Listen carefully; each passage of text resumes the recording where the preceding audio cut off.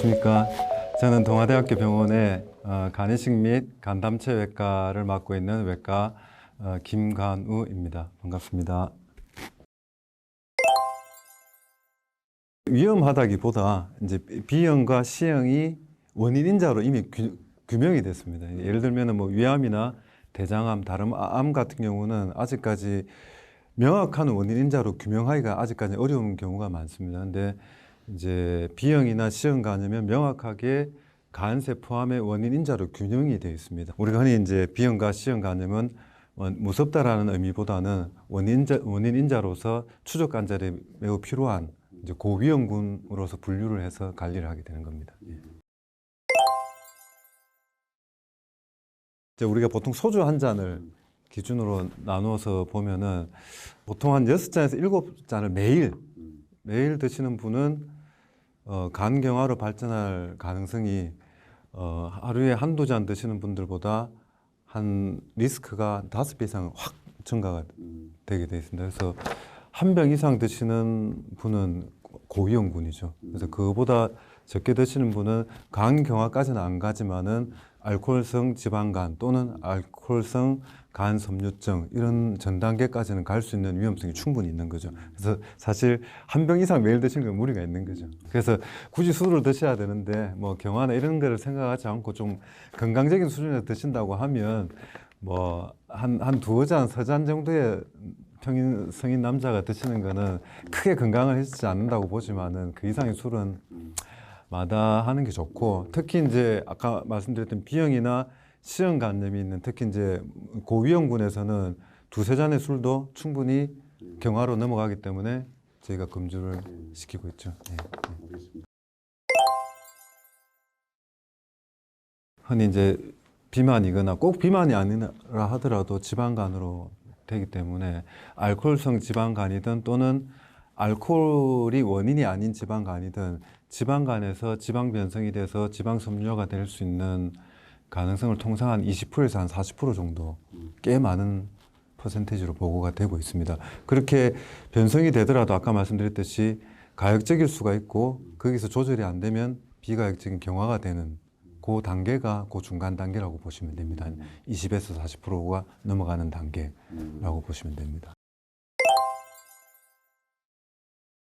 당연히 금주를 하셔야 되고, 물론 뭐 금주를 하는 게 제일 좋고, 술에 대해서는 이제 절주를 하셔야 되고, 그것과 더불어서 6개월 단위로 꼭 병원을 저희가 다니라고 권고를 하고 있습니다. 6개월 단위로 항상 초음파와 이제 저희가 간염 환자에서 포함되어 있는 피검사가 있습니다. 그 두 가지를 이제 선별 검사를 받아서 병이 생길 수 있는 조기 발견에 대해서 선별 검사를 하는 것이 굉장히 중요하고, 그다음에 B형 간염 환자에서는 요즘 이제 B형 간염 활성화를 떨어뜨리는 약이 있습니다. 그 이제 활성화 검사를 해가지고 활성도가 높을 때는 그 약을 꼭 복용하시도록 저희가 지도를 하고 있고, 2019년도에 이제 C형 간염에 대한 치료제가 나왔습니다. 현재 획기적인 약이 나왔습니다. 그래서 그 약을 복용하시면 거의 99% C형에 대해서도 이제 완치가 가능하기 때문에, 물론 지금까지 진행된 간경화를 처음으로 되돌릴 수는 없지만은 더 이상의 진행을 막을 수 있는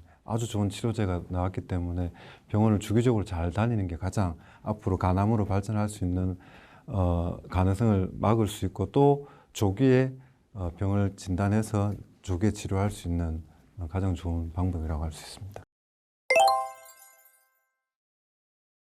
일단 제가 이제 통상적으로 말씀드릴 수 있는 거는 크게는 수술적인 치료와 비수술적인 치료를 나눌 수가 있고, 아직까지도 간암에 대해서는 수술적인 치료가 1번으로 되어 있습니다. 1번으로 되어 있고, 수술을 하지 못할 때 저희가 이제 비수술적인 치료를 고려하게 되어 있습니다. 비수술적인 치료라고 하는 거는 이제 간동맥색전술 또는 고주파 치료 또는 뭐 약물 치료 뭐 이런 정도의 순으로 될 수 있고, 수술적인 치료라고 하는 우리 흔히 알고 있는 뭐 간절제, 그보다 더 우선순위가 이제 아예 간을 바꿔치우는 이식을 해버리는 이런 치료지만, 그 중에 이제 제일 최고라고 할 수 있는 건 이제 이식이 가장 좋은 치료법이고, 그다음 간절제, 이렇게 치료법은 형성이 되어 있는데, 그럼 이거를 다 모든 환자들한테 공이 똑같이 적용할 수 있느냐? 그렇지는 않습니다. 왜냐하면은 이제 환자마다 상태가 다 다르고 간 기능이 다르고 간 크기가 다르고 하기, 잔존간의 또 크기나 용적이 다르기 때문에 그런 것들 다 고려해서 이제 치료법을 결정하게 됩니다. 그래서 환자 개개인마다의 치료법이 다 다릅니다. 근데 이거는 의학적인 기준도 있고, 두 번째는 그 의사나 기관의 이 성향에 따른 기준들도 조금 존재하고 있습니다. 그래서 병원마다 치료법이 조금씩은 달라지게 되어 있습니다. 예전에는 되게 까다로웠습니다. 예전에는 그 까다로웠던 이유가 이제 이식 이후에 성공률이나 이런 것들이 많이 좀 좌지우지 됐기 때문에 엄격하게 했는데, 요즘은 이식 성공률이 굉장히 좋습니다. 굉장히 좋기 때문에 그 적응증에 대해서 그 범위가 굉장히 많이 넓어졌고요.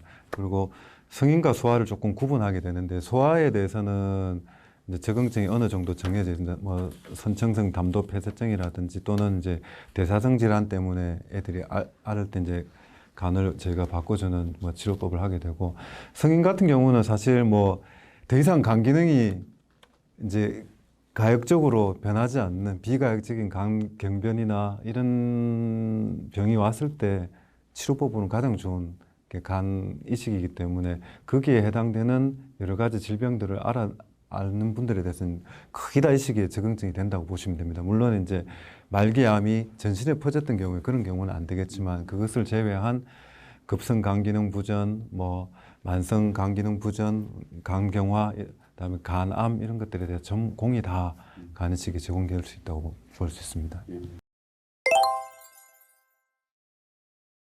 세계적으로 생체 간이식에 대한 성적, 뭐 성공률은 우리나라가 독보적으로 앞서 있고, 전체 이식의 성공률 한 95% 이상으로 제가 되고 있는 걸로 아마 알고 있습니다. 그거는 뭐 지방이나 뭐 수도권이나 또는 뭐 우리 병원이나 다 거의 다 대동소이하다고 보시면 될 것 같고, 우리 병원 통계도 아마 한 95% 이 정도 되는 걸로 되어 있습니다. 예.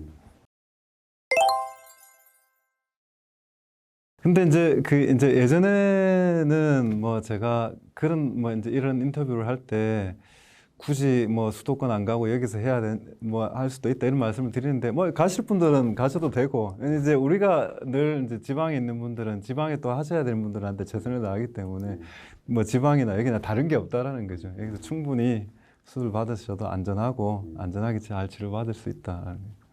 예. 특히 이제 이식 같은 경우를 예를 들면은 사실 오히려 컨디션이 괜찮으신 분들은 훨씬 더 위로 많이 가셔요. 오히려 컨디션이 안 좋고 옮기기 힘드신 분들은 다 여기 남아서 이식을 받아. 왜 옮기기 힘드시지 않습니까?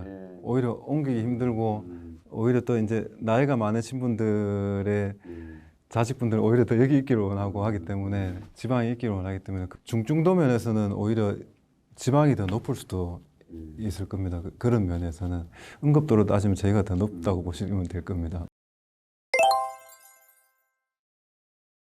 오히려 이식 받은 분들보다 이식을 결정하거나 이제 이식 막 직전에 많은 분들이 걱정을 많이 하세요. 이식 이후의 삶이 어떻게 될까? 너무너무 걱정들을 많이 하시는데, 그냥 정상인으로 살아가시는 겁니다. 그래서 이식 이후에 어느 정도 한 3개월 이후에 안정권에 접어들면 회도 드셔도 되고, 일반인들하고 똑같은 음식을 다 복용해도 된다. 그래서 이식 이후에 너무 이런 음식이라든지 약물 복용에 대해서 너무 어렵게 생각하시고, 나는 다른 사람들하고 다르기 때문에 자꾸 이렇게 다른 생활을 하려고 하시니까 어려우신데, 그런 게 아니라 그냥 일반인들하고 똑같이 생활하셔도 전혀 문제가 없다고 생각하시면 됩니다.